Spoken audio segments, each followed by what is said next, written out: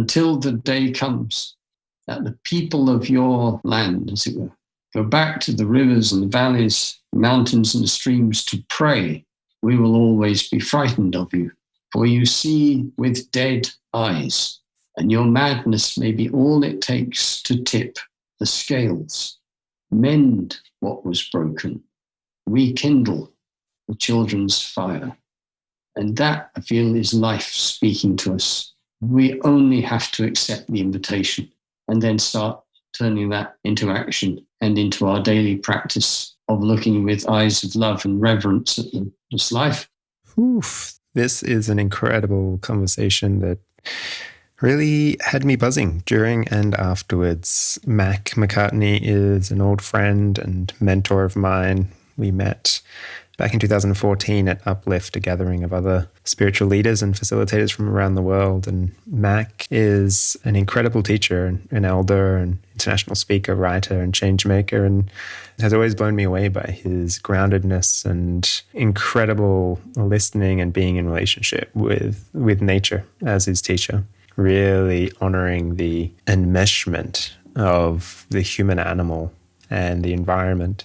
And in this conversation, we touch on Mac's incredible history of being mentored by Lakota elders and Indigenous people for the last 20 years, in which he has learned so much about indigeneity but also more so around ritual and ceremony and Mother Earth herself when we speak about going to the true original elders first, the true original elders being nature itself, coming into relationship with our environments, and from that place, from that sense of sincerity, then reaching out. And we explore what the experience is of reaching out to Indigenous elders and building a relationship that is reciprocal and mutual and genuine. We also talk about the children's fire and making the pledge to being responsible for the future generations, and this notion of responsibility and how it can fuel us rather than feel like a burden. So this is a very rich conversation. We could have kept going for hours and hours, and we might in future. But in short, if you are curious about connecting with nature and deep nature connection exercises, if you're curious about Indigenous traditions and Indigenous elders and connecting with Indigenous elders and forming a mutual relationship. And if you're curious about leadership and self-leadership and stepping into our own wild authenticity, then this one is for you. There'll likely be more to come, but this will get you started. Enjoy. Grab a tea, take a breath, notice the inhale, the exhale, and the space between. A moment in between moments. Here you are. You're listening to Spaces Between with your friend and host, L. Jeffrey. An open exploration into restoring connection in the 21st century in our personal lives, our relations, and our communities. What does it mean to live in relationship to the wholeness of who we are together? I'm not one for ads and am one for creating something beautiful with others, in this case, you. So if you enjoy our time together, I do invite you to subscribe on Spotify or Apple Podcasts, rate and leave a review for the show. And if you're feeling super generous and fueled and filled up by our conversations, you might even consider donating or soon joining my Patreon membership. Just visit www.spacesbetweenpodcast.com, where you'll also find show notes and other useful links and resources following these conversations. So this is it. Let's dive in.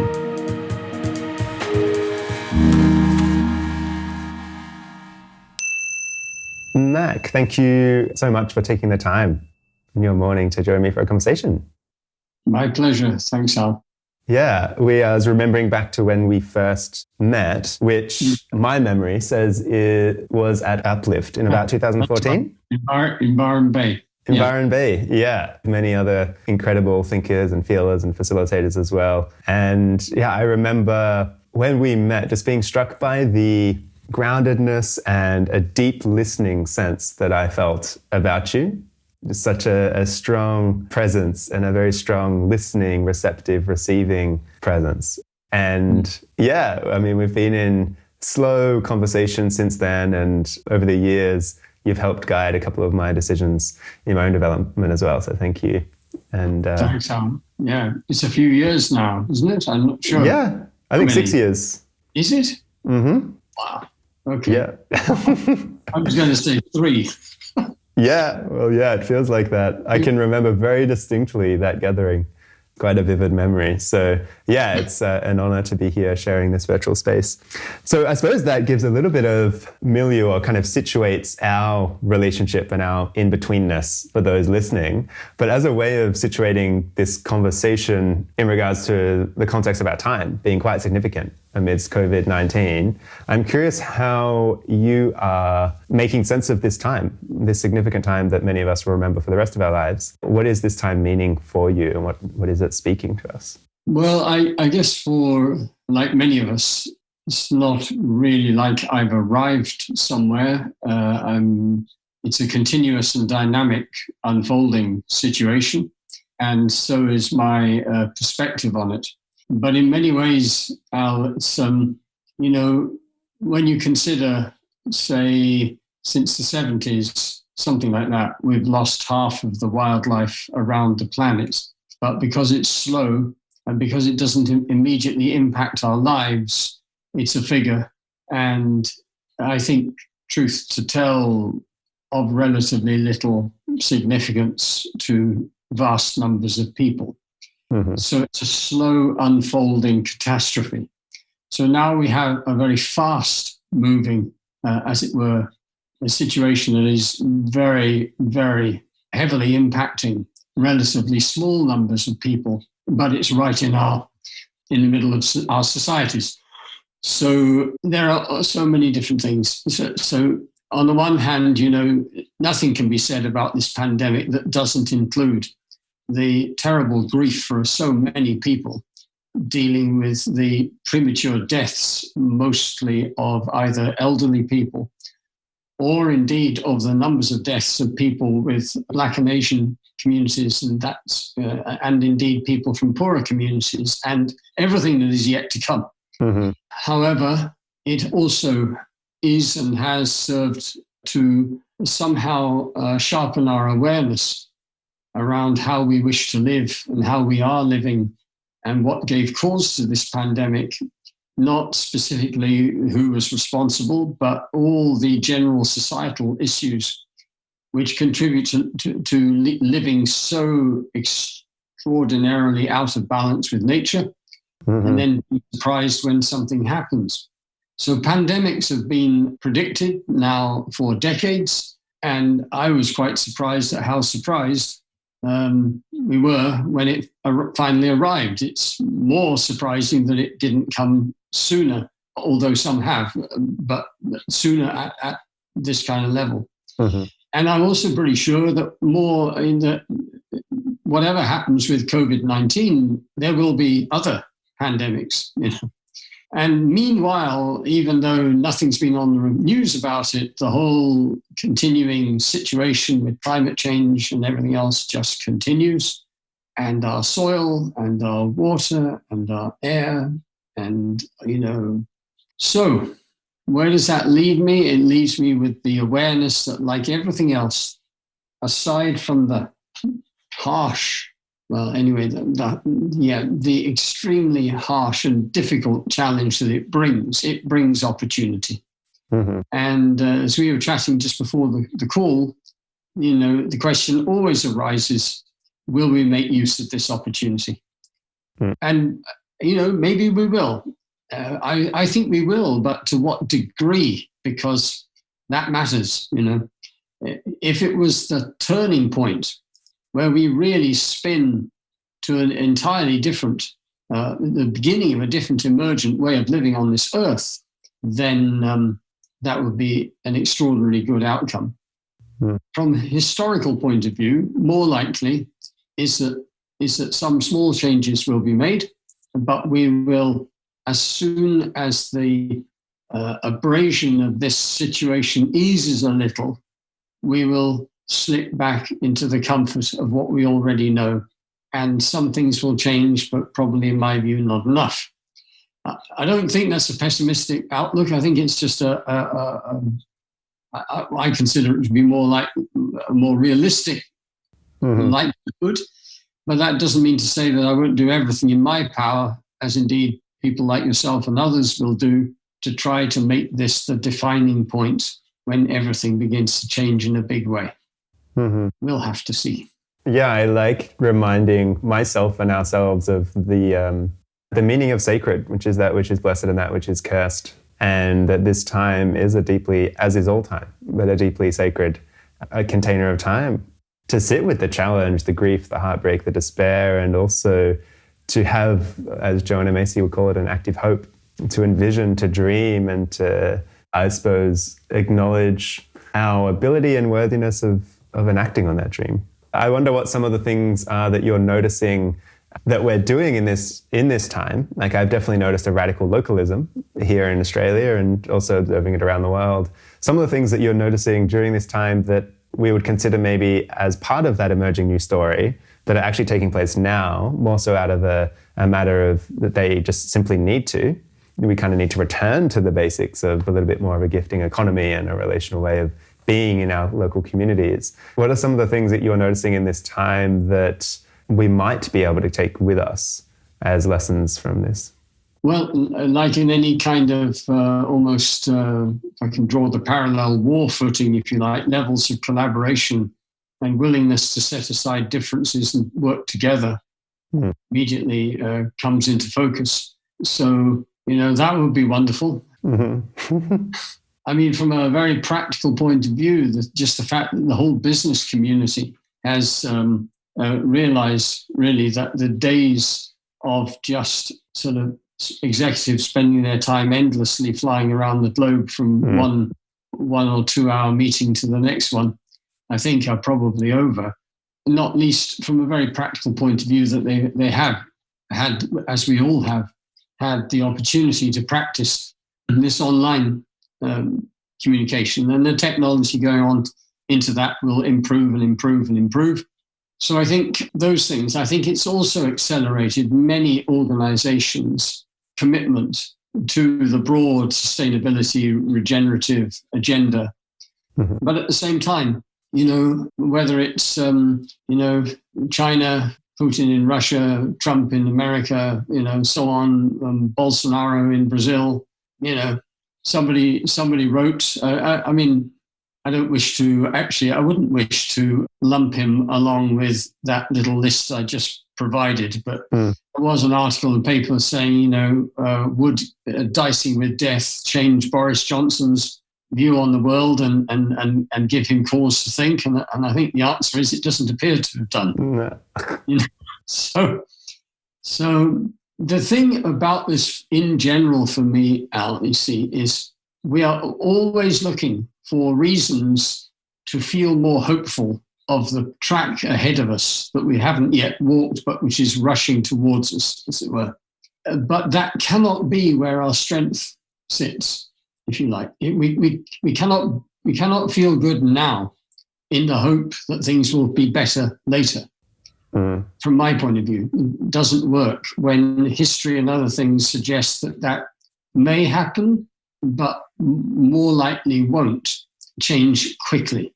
So that's why for me, it's always being in the present or seeking to be in the present with the privilege and honor it is to be alive at any time, particularly a time like this, seeing the sunrise. Our woodlands now, the bluebells are now disappearing. So they are past for another 12 months. That was a showering of beauty and perfume within the woods. That is just incredible to experience. When at my age, I don't know whether I will see the next one. And yet perhaps I will, and perhaps I will for another 20. Yeah. We just don't know.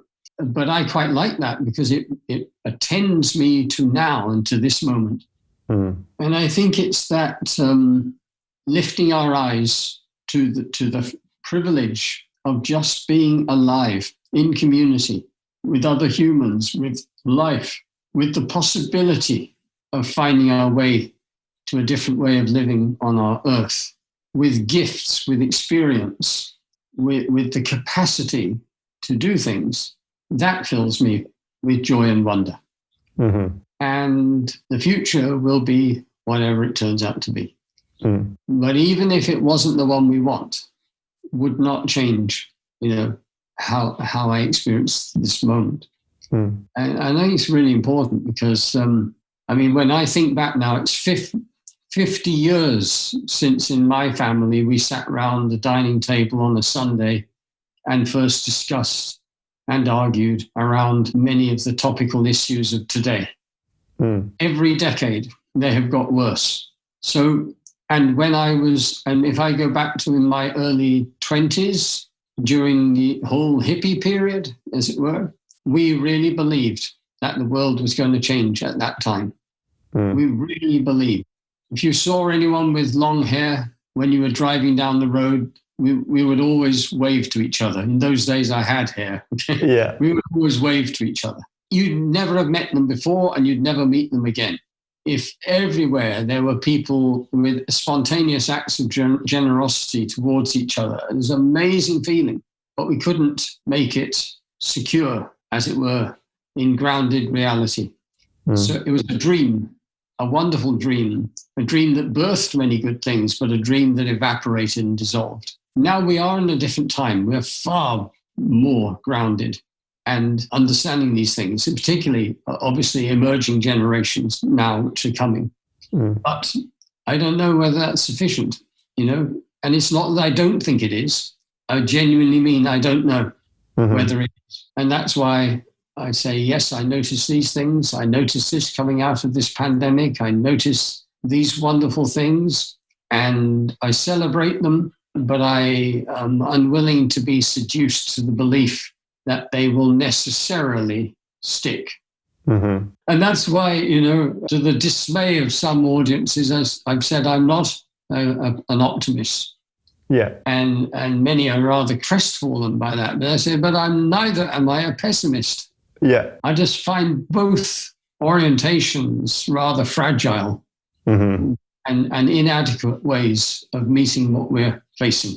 Yeah, I think that's a lovely articulation of, I've been sitting with the notion of going beyond both hope and heartbreak alone, and just noticing how in times like this of prolonged uncertainty or acute kind of stress or anxiety, often we'll swing towards one side or the other, and we'll have a tendency. And for me, it's to swing towards hope, a kind of radical hope that actually leads me to a kind of complacency at times. If I just hope enough, it'll be okay. If I just hope enough, I don't need to do anything. If I just put these magnets on my fridge, I'll lose weight or whatever it is. And I've just really been sitting with the importance of both hope and heartbreak as all paradoxical notions, everything is important. And to include it all and to go kind of beyond it, as Margaret Wheatley would say, and that place of beyond that is unclouded by the swings from side to side is what I'm sensing, that place of radical presence and listening and a deep embeddedment in life as it is now and the wilderness that you touch on. Yeah. So I think this was on Embercomb's website, but before that, I was just wondering if, for those who maybe haven't come across yourself yet, if you could share a little bit about some of the defining moments that led you to the path and the inquiry that you now hold and the pilgrimage that you're on with that inquiry. Yeah, some of the defining moments that characterize that for you. Yeah, very happy to do that. Sometimes I think it's just been a continuous stream of defining moments, and indeed still continues to be. But aside from that, undoubtedly one of them was, so I was born in 1949, so it was only a few years after the Second World War.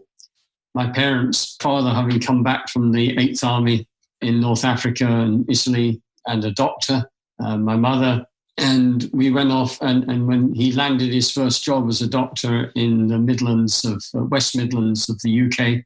And so these are the first few years of peacetime. And I was born into that situation and lived my early childhood almost entirely out of doors and free to do whatever I liked, as long as I liked, wherever I liked. So we were three brothers. We would just bundle out of the house early in the morning and we would disappear. Nobody would have any idea where we were. Of course, there were no mobile phones or anything like that. And we would go off and have adventures in, even though it was England, there were still, as indeed in some ways there are still, but plenty of areas of woodland and semi-wild land, marshes and lakes and woodlands and everything. And we would get cut and bruised and break bones and have the most incredible time. And I fell in love with the smell of earth, the smell of grass, the seasons, trees, wildlife, swimming in lakes and rivers, all this kind of stuff. I completely fell in love with it at quite a deep level and for a sustained period of time. So I think that was the first. It was, and I have to say also mentored by my parents, but my mother in particular, in their love of the natural world. And that seed went deep, thank goodness. So that was one. Another, then I was sent away to school as, many within, well, not just Britain, but anyway, to a boarding school. And there I met the system at a fairly head-on crash, really. And, I survived it fine, but I lost faith, I think, in authority and in the establishment and in tradition. And so that was another big piece. Then I emerged out, and the first pop concert I went to was Jimi Hendrix at Woburn Abbey in the UK, and that spiraled me into another whole piece, which was, as I was saying later, the dream and vision of a new world. And when you layer these things on top of each other, begin to see something forming, if you like.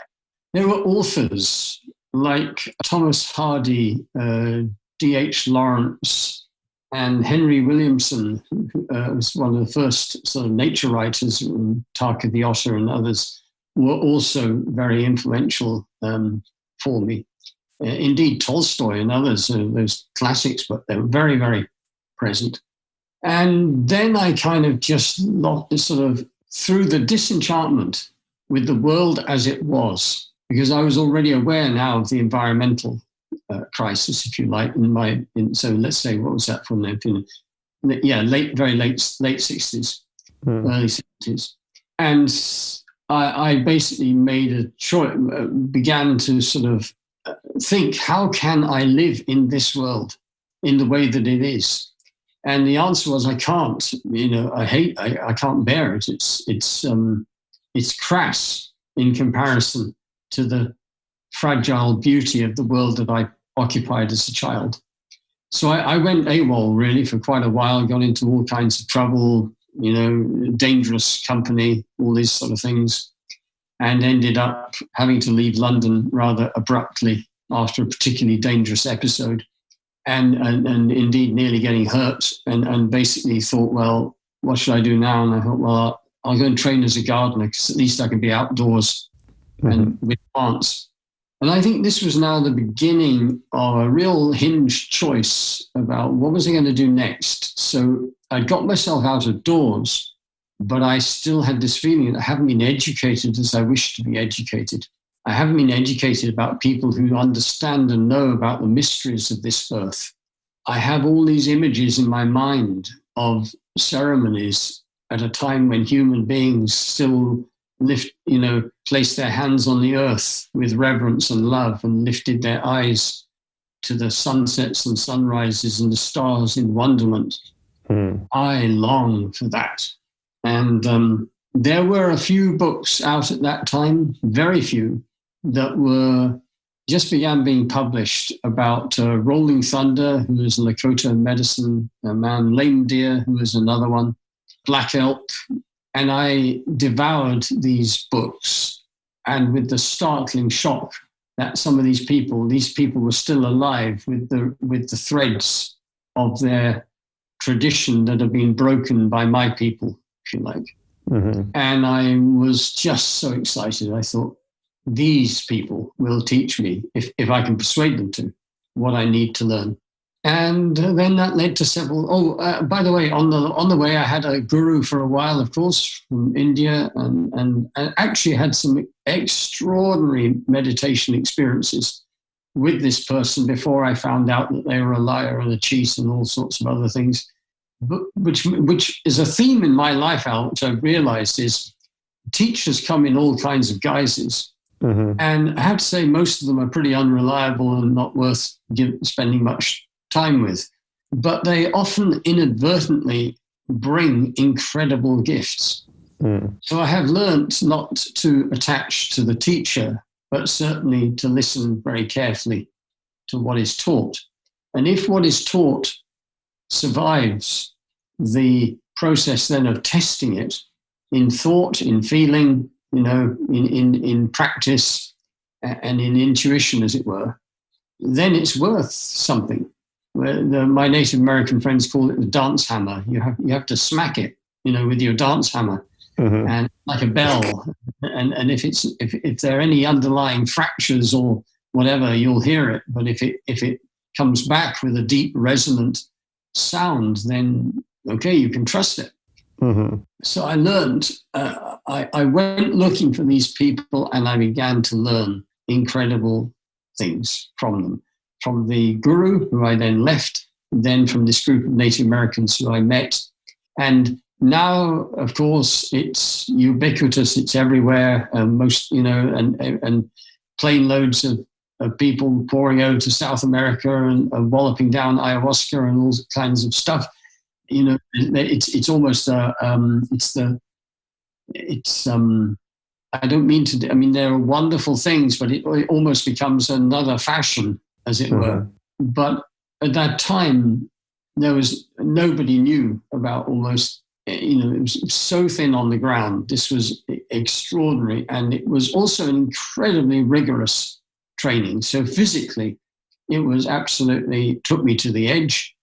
Emotionally, psychologically, I was in tears and anger and distress of one sort or another, continuously, as it were. And I have to say joy and wonder, but it was everything but easy. It wasn't soft. And I was massively confronted by them with my lack of knowledge of my own country and my own history. So these are the first people that ever named to me. So this is, just consider this. These Native Americans were the first people who ever spoke to me the names of my own tribes. Coritani, Ordovici, Atrabates, Trinovantes, Silures, Brigantes, Dumnoniai, all these names. And they were appalled that I didn't know them, appalled at my lack of curiosity, appalled at my, and they're basically saying, well, this peace until the day comes that the people of your islands once again return to the rivers and the mountains and the woodlands to pray. In other words, recognize their Earth Mother. We will always be frightened of you, for you see with dead eyes, and your madness may be all it takes to tip the scales. Mend what was broken, rekindle the children's fire. The children's fire being a fragment of their wisdom that basically is the same as the principle of 7 generations, the idea that all decisions should be taken from the point of view of how it will impact the young, and not just the human young, but the young of all kind. You take one thing like that, Al, and slap it down in the middle of the Australian sort of parliament and just say, oh, by the way, we would like you to commit to this. Okay. No decision, no outcome, nothing will be allowed to pass from this place in laws and decrees and policy, etc., that does not serve the principle of the children's fire. If you put that down in the Houses of Parliament in the UK, if you dumped it into the Kremlin in Moscow, if you shoved it into the White House in North America, in the US, you know what I mean? We would change this world in 1 year. It is they're powerful, simple concepts, and the other thing is they are blindingly obvious. Because what animal is it that does not say, number one, care for the babies? And what animal is it that doesn't do that? They all do it.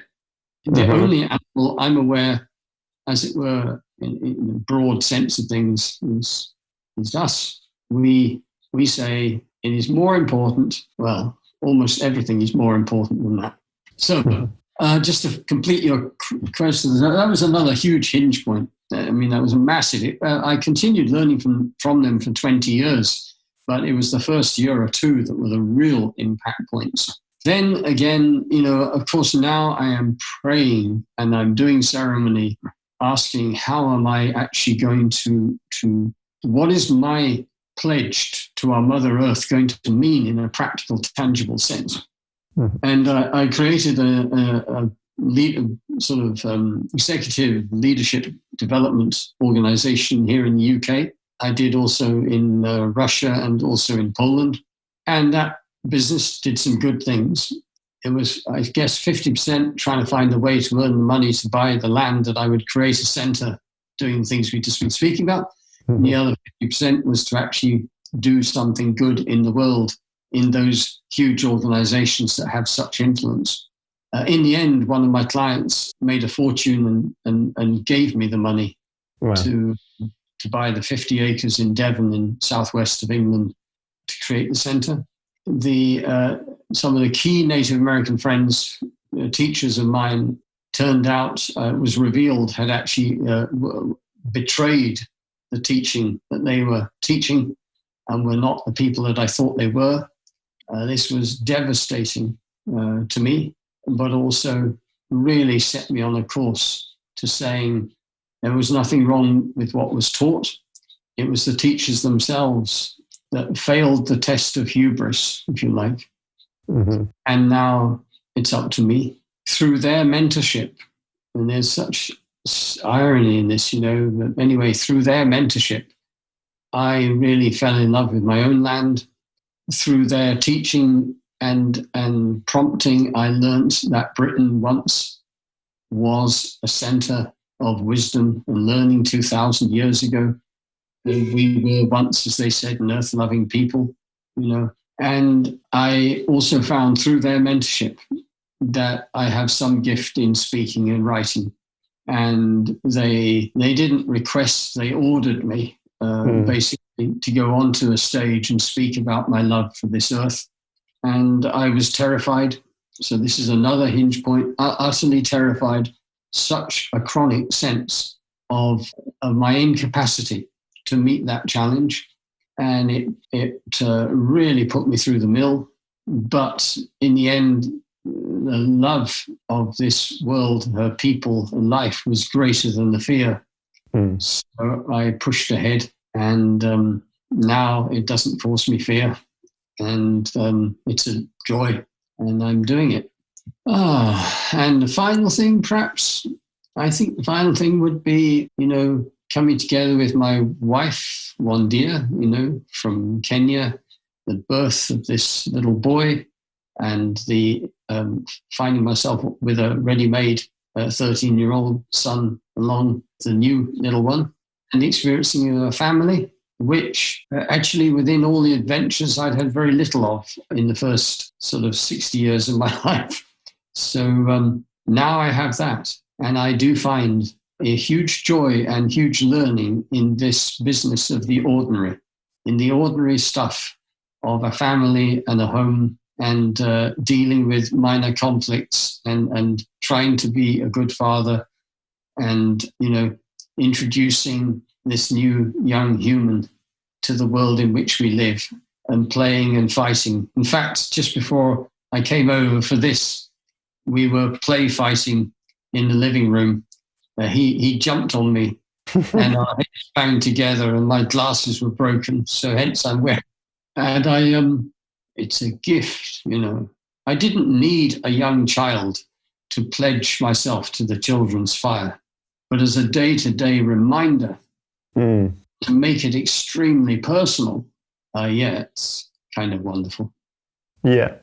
Wow. Thank you for, taking the time to share in such detail. There's so many points to that I wanted to dive into, but I felt to let it keep going. And I think the first one is the working with elders and how you found that experience in a way of, I suppose, how did you find a way into right relationship with elders in such a way that it sounds like there was not a direct, I suppose, ask to learn from them, but I just wonder how you went about forming that relationship and how you positioned yourself in such a way to have such reverence and honoring for their traditions and their great wisdom, and to really come with reverence. It was a hunch, to begin with, a hunch.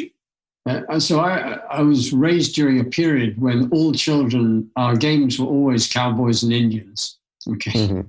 And I always thought the Indians were rather more interesting than the cowboys. They knew how to read signs, tracks that nobody else could see. They lived in this harmony with the land. They had dreams, all these things. Mm-hmm. I suppose some little part of the small child I was knew that this was also my world. So I had an inbuilt respect, very profound respect for people of indigenous people, because I knew they possessed what I so longed for. So when I think it was the summer of around in the late 70s, myself and a small group of friends heard that there was a group of Native Americans in the UK traveling around our ancient sacred sites, doing we didn't know what. Mm-hmm. We were just electrified and went trying to find them, but we couldn't find them. End of the summer, they disappeared. We were heartbroken. We then heard the following spring they were back. Now we're crazed with this need to find them, because there's something in this. We heard that maybe they were doing ceremony. We were just saying, what? So we tried to find them. We failed. Third spring, we heard they were back. Now we're a military operation, We're having planning meetings, with maps and drawing lines and all this stuff. And we found them. And I was invited to my first ceremony in Scotland. And I just knew I'd come home, really. Mm-hmm. So then it was a direct ask, yes. I made a pipe, a medicine pipe, out of the black slate of the mountains in Snowdonia, which could never be used because slate breaks when heat, but the symbol of it. And I didn't know that when you offer a pipe to a medicine teacher, you are asking them to become your teacher. That's what I did. I made the stem out of yew, and as an honoring to the gods and goddesses of my ancestors, and the bowl of the pipe to the honoring of their ancestors, and gave it and asked to be taught. It was another year while they considered the request, and then I went over. And so, I think that's an answer to your question.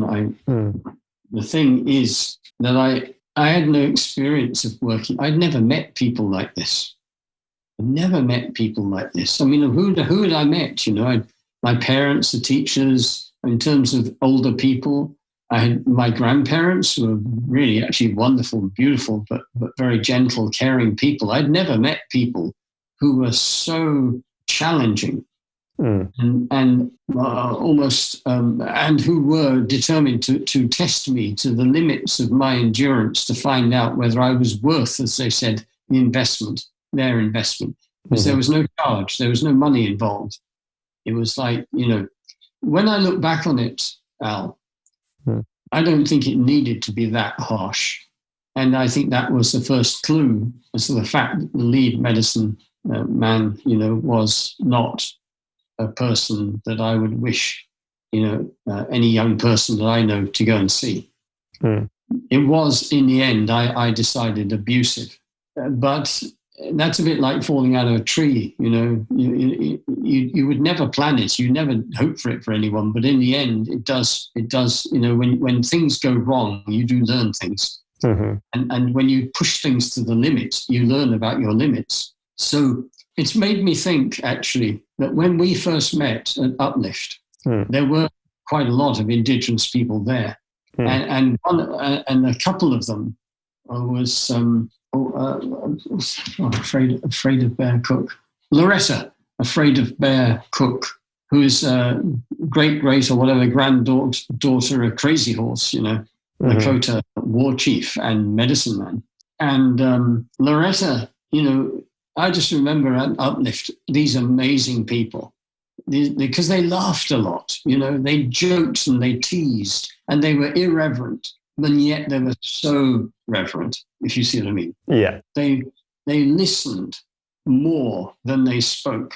They were just something, an energy around them that I loved and I had loved, I recognized.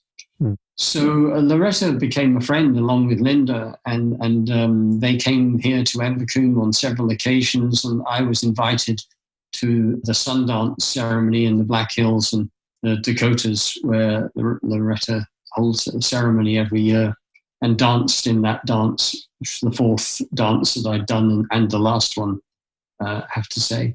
But there, I would say I met someone, who has all those things I was speaking about, but is a much more caring, much more human, much more loving place.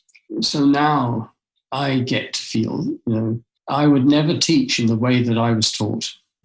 Yet I know that somehow I have to, if I was to teach well, I would have to create the circumstances in which somebody was able to feel themselves to the limits of who they are. Now, how do you do that? Do you know what I mean? Yeah. And it's anyway, it's tricky. It's one I'm thinking about right now because I have a program running at the moment, which is attempting to pass on what I received. And it doesn't have an end. You sign on and it goes on for as many years as you believe that it's worthwhile. And then you leave whenever you wish to. But my awareness is it needs to create a situation where people can go to those edges without being endangered or manipulated into places where they are actually enslaved rather than empowered. Because empowerment is the overriding goal. And the teacher obviously always needs to entertain and indeed perhaps hope for the fact that the student will overtake them. Not create a situation where it's impossible for the student to ever get airborne, as it were, or earthborne. Yeah. Yeah, I hear a kind of a tension between a kind of morality that says, how dare I wish the pain which I had experienced upon another, and also the recognition that I would not have grown in the ways that I have without that pain. So yeah, how do I create the kind of enabling constraints and tend to the soil in such a way that enables one to experience their edges and their limits, but with my power in check and to not create a kind of dependency. Yes.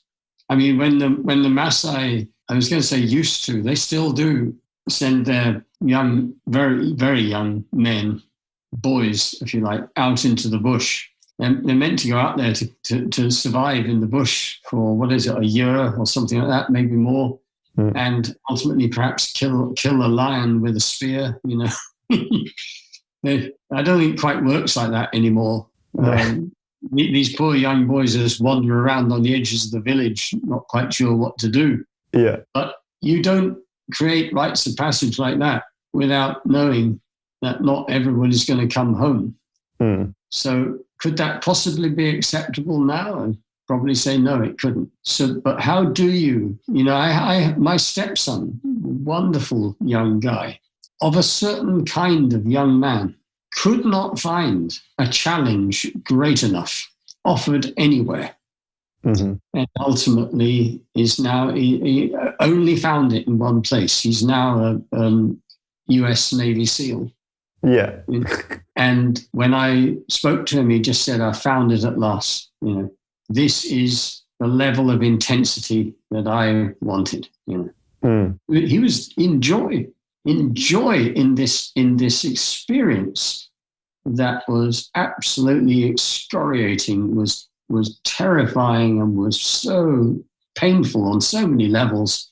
And him was just, this is what it's all about, sort of thing. Yeah. And now that's what he is, And it's a crazy society that has to sort of take, that offers only that.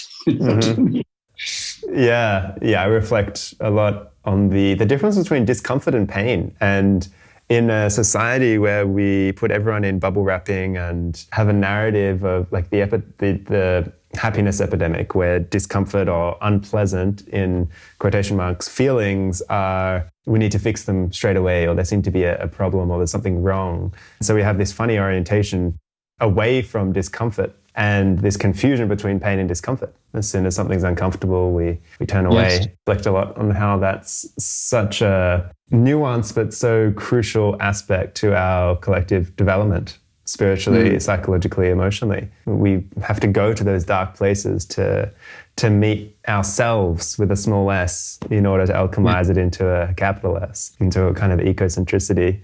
So much more that I could dive. I suppose to kind of cap off that piece around mentorship and elderhood, if somebody was, say, listening and wanted to build a relationship with Indigenous elders, what would you say is how to go about that? I mean, there's, at least in circles that I'm in, there is a kind of fear in coming across the wrong way, or in being seen as wanting to take knowledge rather than to honor the depth of wisdom in the tradition. How would you guide someone through that experience?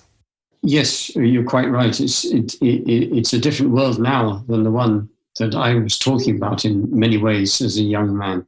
The whole question of appropriation and all these issues, and the incredibly tender, sensitive. The fact is that thousands and thousands of young people went in search of Indigenous elders and teachers. And what is not spoken about necessarily is that Indigenous people are in the end human beings, and they have all the same fault lines as any other human being. So many of those young people were drawn into situations which were not at all good for them. And equally, Indigenous people themselves have suffered in different ways. I think, when I reflect and say, what did those Indigenous people give me that was of the most value? The most value they gave me was to trust my own experience of our earth. So on their demand, I did begin to research, as it were, the history of the tribes in Britain, and not just the tribes, pre-Roman things, but also just history in general. And I began to do ceremony and as it were, find ways of praying to our Mother Earth in the woodlands and the streams and the rivers and the hills of the land in which I was born. And I think that is the first place. Go to the true original elders first, the trees, the rocks, the rivers, the ocean, and let her know that you love her profoundly and are seeking a way. Create ceremonies for which there are no traditions, but which people have done over centuries. Gather a beautiful bunch of wild flowers and take them to the river and give them to the river, thanking her for her beauty on this and what she has provided in life. Go to the mountain. You know what I mean? It's create a garden and realize that garden is a prayer, and it is false to believe that you are the gardener. You are being gardened by the earth, by sun, by water, by the little plants who pass through your hands. This is attend to your dreams, your intuitions.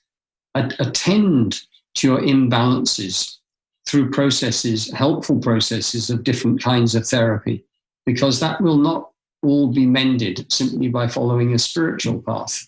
There are many spiritual people who've indulged in spiritual practice for decades and are still rather messed up as people. Okay, so I think it's attending to all of this. So those are the first elders. If we are in mindful relationship with those things, we will be guided to those relationships with other humans that are helpful to us. And they may be surprising. We may be led to someone who we hope to teach, to learn from, and we realize that they know nothing. But that may well have helped us on our road to realizing that we ourselves already know more than we thought we did, as it were. to throw us back on ourselves. We may, of course, find, because there are networks, aren't there, and people around and recommendations, and we may find our way through that route and actually find a way through to Indigenous people currently living who are willing to share and to teach. So good human beings who will do so in a place of mutual respect. So I would say this, really. We do need to be, careful and mindful and attentive, because we're all susceptible, and some of us, I guess, more than others. I was very susceptible, but we are susceptible to the sort of fantasies of somehow a quick and easy path to something, and to make heroes, as it were, of people and places that are really entirely of our own fabrication. Or somebody else has fabricated it as a spider's web with which to snare us and pull us close. So be discerning, practice discernment, and know that in the end, it's from the earth that came these ceremonies. From the earth came, from spirit came all these things. And I don't think life will withhold from any genuine and sincere seeker, as it were. Listen, go to people and learn, listen to the teachers and test it. But I would include uplift in this. There were teachers present who were sharing teachings, and I listened to them and I thought, well, that's not my experience, and I don't know, that doesn't ring right for me. And I think I can see ego poking out, from behind that white robe. You know what I mean? So trust yourself. But to trust yourself, you have to know yourself. So know yourself and eventually arrive at a place of trusting yourself and be your own self-leader. Any kind of teacher who tries to steal that from you, nobody to spend too much time with. Yeah, I absolutely love the notion of going to the original elders. And also what was, I suppose, coming up for me there was, why don't we turn to nature for the lessons? And it's kind of, I'm at the moment in a big rabbit hole of reciprocity and perception, and the idea that we're not in conversation with the world, that the world's object and we're subject. And based on that perception, I can see why it would seem maybe unrewarding to turn towards nature, because we feel like we don't get that validation or that affirmation. Like the reason why we might turn to a teacher is because actually we're hoping for some kind of affirmation or validation. Feels nice. Whereas if we come from that kind of Cartesian paradigm where nature is inanimate and object, we don't have that reciprocity. And so it seems that that's the first thing that needs to be recognized, is that actually, in fact, we are in conversation. In fact, we can commune with that which we're told is inanimate and can be used for resource. And from that place, we come into relationship. Absolutely, Alice. See, we used to live in an animate world, and she spoke to us, and we understood. We listened, we understood. We were in a relationship. We knew we belonged. So all these things have been severed in some way. But they're as real now as they ever were. But the other thing is that it takes time. We're not very willing to give it time, because we have been educated and taught from the very beginning. We are the rich kids in the block, as it were. I want it. I'll take it now. Thank you very much. No, I won't wait till Christmas. Just give me it now. That we were educated somehow to lose the knowledge that we can speak directly to creation, that we do not need an intermediary, that we do not need an interpreter, that she is as willing to speak to us directly as she is to any other human, including Indigenous people. But we have to open ourselves up to that, and that takes time. And so I had that privilege of that early childhood life where that relationship was built up. But I was in Brisbane in Australia a couple of years ago speaking at the Childhood Summit, and learning there that 15 years ago or something like that, Australia was at the top of the world's, World League of children spending time in nature. And in that intervening 15-year period, Australia had moved down to somewhere close to the bottom. Can you imagine that? Yeah. Wow. I'm curious about the children's fire, and we're speaking about what if and or imagining a world, sensing a world where that idea and that anchor of the children's fire, if we place that within political circles and within leadership teams in large and very influential organizations, what might a world look like? I'm curious, what would in your work with leadership teams, in having those kind of conversations with leadership teams, what is the response and what do you feel is blocking one or blocking groups of leaders from really accepting such a notion? I think it's a number of things. I think it's very practical things, like the fact that they have mortgages to pay and debt and school fees and whatever else. And their primary concern is to keep funding all those things. I think it's lack of imagination and conformity, being in some particular way in relationship with the world. And this is how it is. It's what we call reality, whereas as we know, it's just a story that we made up and have inhabited. So I think it's fear, of course. But from a very structural point of view, I mean, in my imagining of the future, I'm not sure that corporate multinationals even exist. I can't think of particularly why we'd want such a thing unless it was helpful in making sure that everybody had food and shelter and could live in peaceful coexistence and all the rest of it. You know what I mean? It's like there's no way in the future that would have much interest in the generation of profits that go to the few and which everybody else just piles in and adds their gifts in order that a small number can be very privileged. So I think it is a whole spectrum of different things. But at the senior level, there are many very good people who want it to work better and in a different way. But even when we go to chief executive level, they don't feel powerful. Actually, they have a job that they've lined up a life that costs quite a lot to maintain. They have families which are not, in fact, would fear them having some kind of epiphany and suddenly changing everything. They report to a board of the main board and the shareholders and all the pension funds and everybody else. It's incredibly complex. So it needs this extraordinary coming together, I would say, of crisis, the economists, the policymakers, the government and the large all the people who hold influence in saying let's change. And in this sense, things like COVID-19, all these other things that happen may be very helpful, albeit extremely harsh, in bringing us to a more sensible place. And I guess the truth is that the hope is always that it needs something relatively minor or relatively less painful to bring us to that place.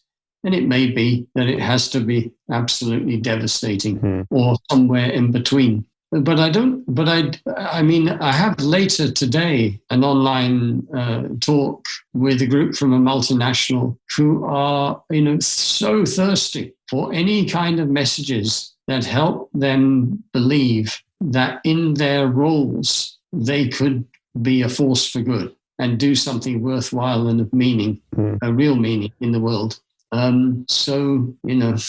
Stopping them, I guess it's also a little bit like the same things that stop many ordinary people who are not in those kind of positions, but choose lifestyles and find a way of living that is not always wishing that they were like the people that lived on the other side of town.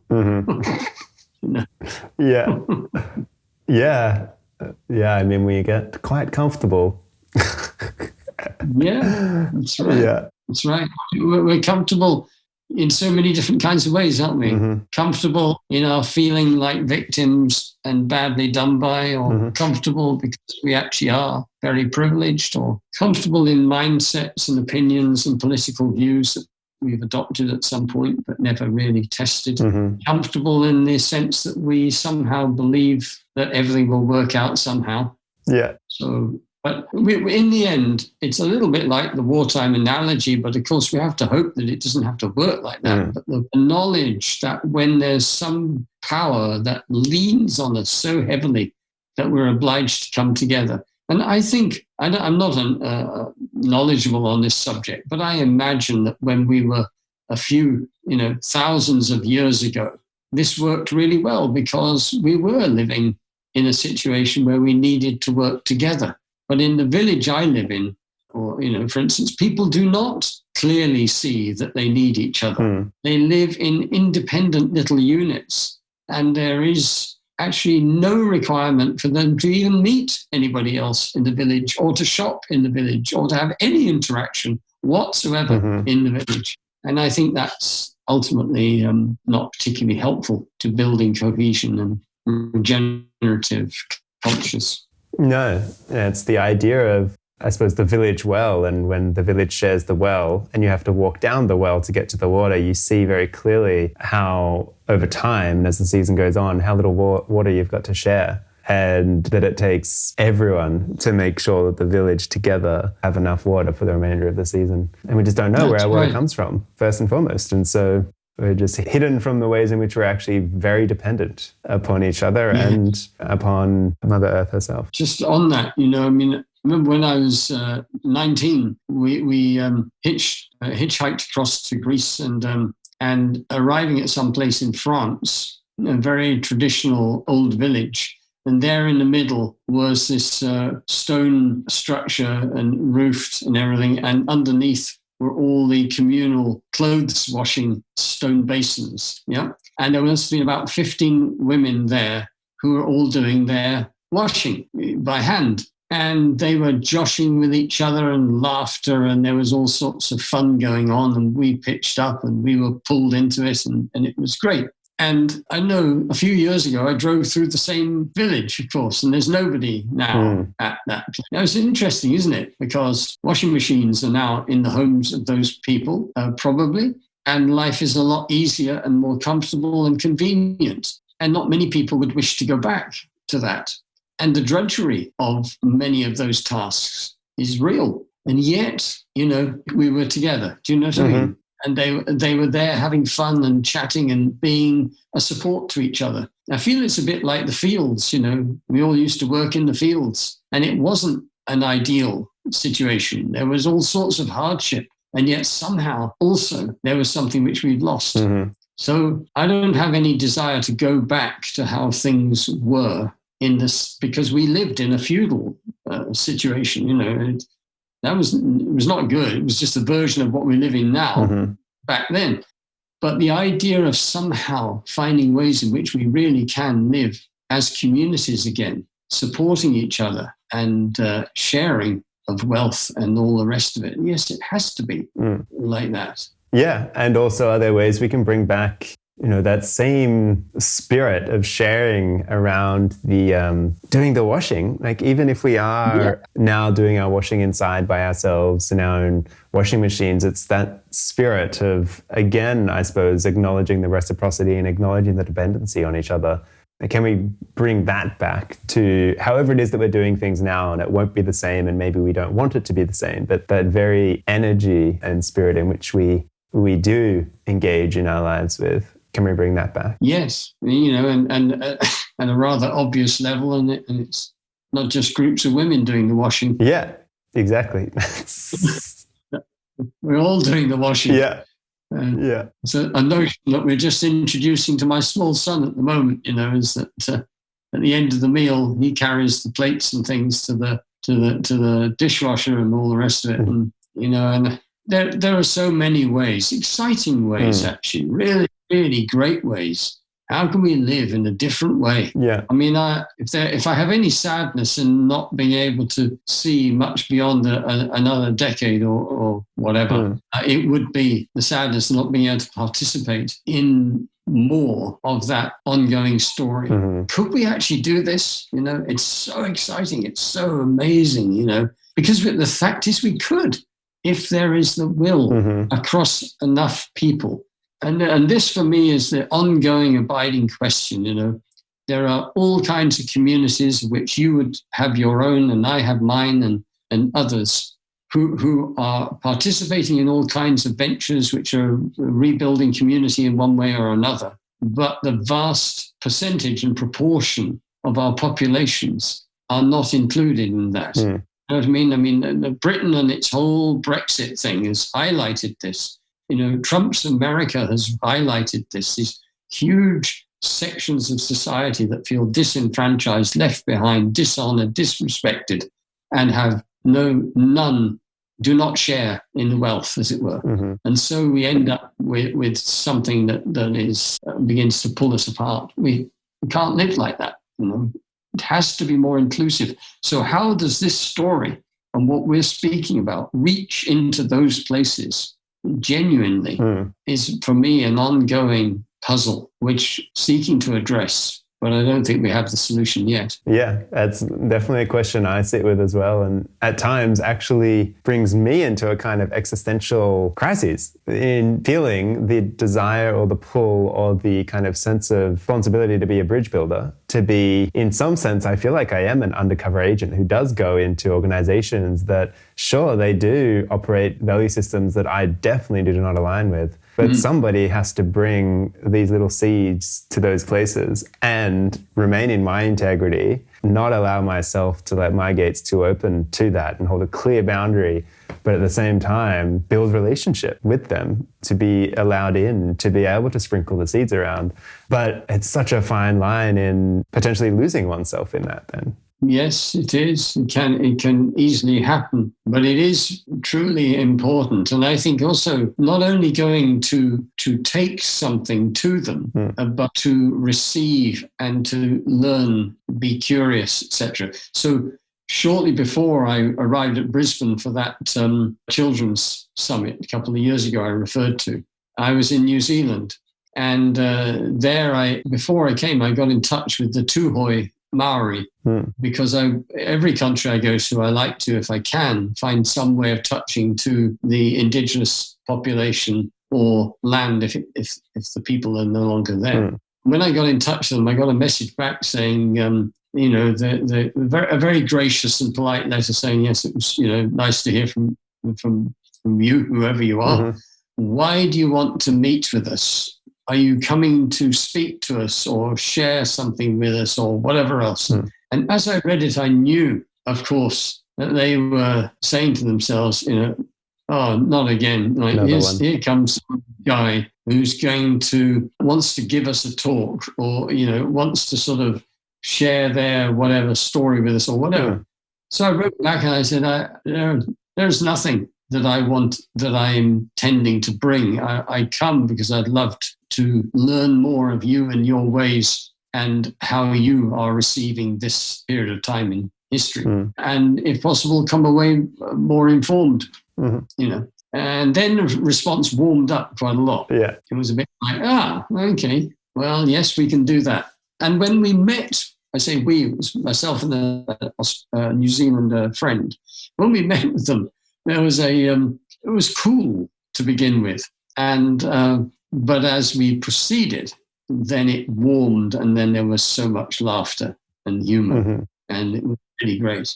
But it was that topic we referred to earlier, they're exhausted by their negative experience of our culture and have become extremely and probably rightfully so wary. Yeah. So to come with, a pure intent to listen. Yeah, well, we could keep going and going, looking at a couple of the questions and framing kind of inquiries that I'd noted beforehand. And I'm glad that we just really touched on a key number of emerging themes rather than going down the many others. So I suppose as a way of closing, are there any, offerings or sentiments that you would offer people during this time as we sit in this liminal space and start to sit with the question of what next, but also maybe touching on what we spoke about, not even just what next, but how now? How can we be now in such a way that whatever emerges next is from this place? Yeah, I quite a long time spoken about these three questions. What is it you most deeply and profoundly love? What are your deepest and most profound gifts? And what are your deepest and most profound responsibilities? There's nothing that's happened in the years since I first came with those questions that has led me to think that they're not relevant now. The emphasis is deeply and profoundly love. So, we have to be willing to go underneath the superficial. But I'm giving another presentation shortly, which is to a business community, again, people of influence, about nature.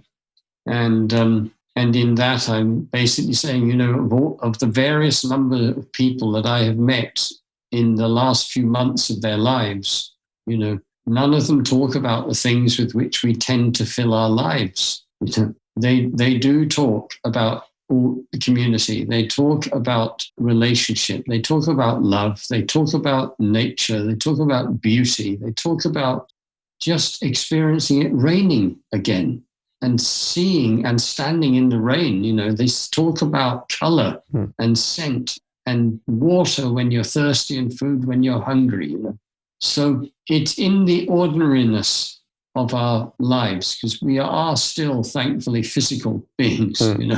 It's like the sensuous joy of being alive on this earth and the realization of it, of the privilege that this, and the coming to an understanding that in answer to this question of how can I be happy, eventually always leads us back to how can I be of service? And then I am a product of my culture.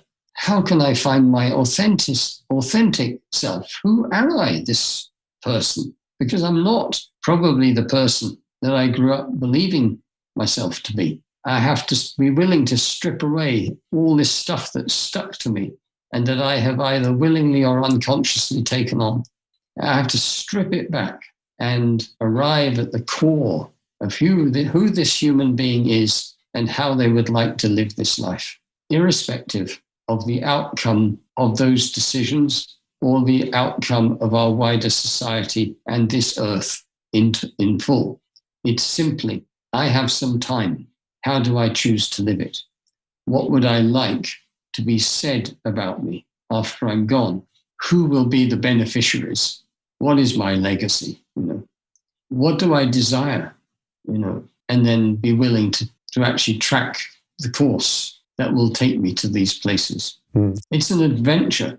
It's what we've lost sight of, you see. It's an adventure. It's a most beautiful and extraordinary adventure. And the choices that we make define the human that we are. And it's all in our hands. And that is, to me, the joy of what life has given us. We are not programmed just to, as it were, be in a certain way. We have the capacity to understand things and discern things and make choices, sit with disturbance and turbulence and allow ourselves to become informed. So let's be on spiritual journeys that are not just ones about our own coming to oneness, as it were. Let's be on spiritual journeys where whatever ground we take is mostly observable in the way that we actually live these lives and treat the people whom we come into contact with and all other forms of life. Let our love become an embodied love that is shared and given and expressed in all kinds of kind, gentle and courageous ways. I reckon that would be... Yeah. Okay. Yeah, I definitely do reckon. I just want to put that on a tape recorder and replay it over and over again. Yeah, thank you so much, Mac. Where can people, if they do want to just continually hear you on repeat, where can they connect with you online? Where would you prefer people to reach out? Well, if they go to Macartney.com, so it is MACARTNEY.com. That's my website. If they go also to embercombe.org, that's EMBERCOMBE.org. That's another way. And I have a YouTube channel and have a presence on Facebook, LinkedIn, and stuff like that. But, perhaps just as a very, very final way, to go back to that Indigenous elders' words, until the day comes that the people of your land, as it were, go back to the rivers and the valleys, the mountains and the streams to pray, we will always be frightened of you. For you see with dead eyes, and your madness may be all it takes to tip the scales, mend what was broken, rekindle the children's fire. And that, I feel, is life speaking to us now.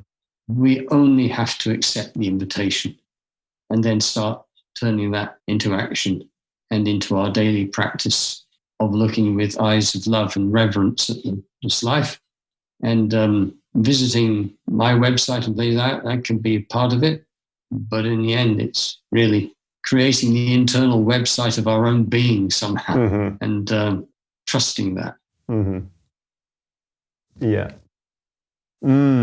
I'll put all of those links in the show notes for people to click through. And yeah, hopefully people can really sit with the children's fire. For me, that's a big, such an anchor for, I mean, it is that just, it calls us into responsibility, a greater responsibility and discernment. It is that compass that takes us beyond ourselves. So thank you. There's a book of the same title, by the way, The Children's Fire, Heart Song of a People. It's my second book. It's available in all the usual channels. Yeah. And if I can just say one, sorry, I keep thinking of something else, but people such as yourselves living in Australia, in New Zealand, in North America, whose ancestral journeys, if you like, go back to Europe or somewhere else, can feel very confused, really, about where is my land? You know, who are my people? All these sort of questions. And I feel that our earth, because people have moved forever, you know, indigenous people many times have traveled from somewhere else. Not in all cases, but many have. We have to somehow just open our windows, open our doors, step out and say, is this where I live? You know, is this where I planted my garden? Is this where I raised my children? If it is, then the route I took to get here may be something else. But it is to this earth and this trickle of water and this child's laugh that I need to pledge myself and be. Do you know what I mean? You know, because we cannot live our lives somehow distressed. You know, should I return to, you know, some far off distant land that's thousands of miles away because that's really where I'm from? I mean, for some people, they might do that. But for most, it's about saying, no, I live here. How do I live? I just wanted to add that. Yeah, no, I think it's a great point to really, I suppose it also speaks to maybe a layer of guilt that people might feel. I do notice it even in myself when I share, you know, my mother's heritage is from India and I feel really at home in India. But when people ask me where I get my natural tan from, and when they ask that, I say India. But when it also comes to sharing that my father's side is, you know, settlers from Ireland and Scotland, I do feel definitely not as proud about that. And so that means that there's part of me that does feel guilty about where I am. But when I start to accept that it's okay for me to be here, actually, as long as I do have reverence for being here, then yeah, I may enter into a deeper relationship with place. Yeah, thank you very much, Mac. I wish you well, Al. It's been really good seeing you. What questions are still whirring inside for you? What landed and rung loudly for you? Let's take a moment. Thank you for joining me for another life-affirming and enriching conversation, each one a light, a torch to guide us on our path to being in right relationship with ourselves, those we walk with, and the ecologies we are very much a part of. I trust this has gifted you something to place in your toolkit to support you in your journey and your leadership. Make sure to connect with me and leave any comments on my Facebook or Instagram page at @ljeffrey and check out the links in the show notes. This show is completely funded by listeners just like you, so if you feel generous and wish to be part of nourishing these inquiries that we're exploring together, you can leave a once-off donation or soon subscribe to my Patreon membership. Show notes, resources, and donations are all at www.spacesbetweenpodcast.com. Until next time, remember, we can't rush our way back. Notice connections and tend to the sweet, sweet spaces between. Lots of love.